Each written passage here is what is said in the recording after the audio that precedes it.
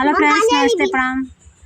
और दोस्तों, मैं आप लोगों के बीच एक गीत गाने जा रही हूँ। पोखरा जाते समय का गीत है, आप लोग उसको पूरा देखना। जब गोटी टीकी जाती है उस पे का टीकीला टीकाइला गौरे गणेश अब कावटी कबू कालिया माई के मांग हो अब कावटी कबू कालिया माई के मांग हो उठी कबू टीकी कैले गौरी गाड़े होया बकाऊ की कबू दिहारिन माई के मांग होया बकाऊ की कबू टीकीला टीकाइले गौरी गाड़े होया बकाऊ की